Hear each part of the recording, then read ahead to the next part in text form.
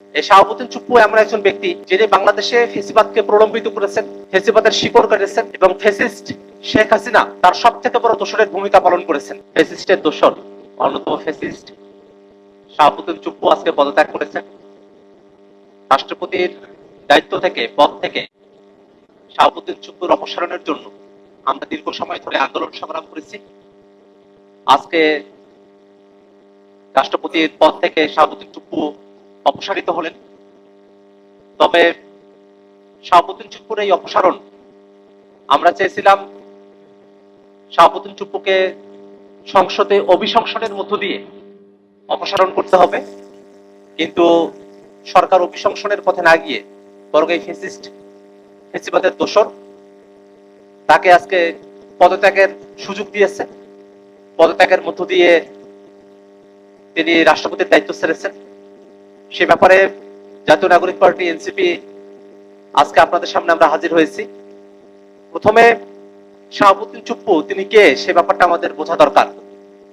এই শাহাবুদ্দিন চুপ্পু এমন একজন ব্যক্তি যিনি বাংলাদেশে ফেসিবাদকে প্রলম্বিত করেছেন, ফেসিবাদের শিকড় কেটেছেন এবং ফেসিস্ট শেখ হাসিনা তার সব থেকে বড় দোসরের ভূমিকা পালন করেছেন। 24 অভ্যুত্থানে যারা গণহত্যা করেছে, যারা মানবতার বিরুদ্ধে অপরাধ করেছে, তাদেরকে ছাড় দেওয়ার কোনো সুযোগ নেই। শাহাবুদ্দিন চুপ্পু এই গণহত্যার পরেও যদি ছাড় পেয়ে যায়, এই বাংলাদেশে ফেসিবাদ কায়েম করার পরেও যদি ছাড় পেয়ে যায়, তাহলে বাংলাদেশে এই বিচার বিভাগের প্রতি, বাংলাদেশের সরকারের প্রতি, বর্তমান সরকার যারা আছে তাদের প্রতি মানুষের আস্থা থাকবে না। এই কারণে আমরা সরকারের কাছে এই দাবি করব যে শাহাবুদ্দিন চুপ্পুকে অনতিবিলম্বে গ্রেফতার করে তার ব্যাপারে বৃহৎ পরিসরে একটা তদন্ত করতে হবে। কারণ যে শাহাবুদ্দিন চুপ্পু এখনো শেখ হাসিনার সাথে যোগাযোগ রাখে, 24 অভ্যুত্থানের সময়টাতে সে কিভাবে যোগাযোগ রেখেছে, কিভাবে হাসিনার কর্মকাণ্ডকে সমর্থন দিয়েছে, কিভাবে গণহত্যার সাথে সম্পৃক্ত থেকেছে, প্রত্যেকটা জিনিস খুঁজে বের করতে হবে। হয়তো এতদিন পর্যন্ত রাষ্ট্রপতি পদে আসীন থাকার কারণে রাষ্ট্রীয় বাহিনীগুলো তার ব্যাপারে তদন্ত করার একটা আইনগত সুযোগ পায় নাই, কিন্তু আমরা মনে করি এখন রাষ্ট্রীয় বাহিনীগুলো যেগুলো আছে তাদের এই সুযোগটা রয়েছে।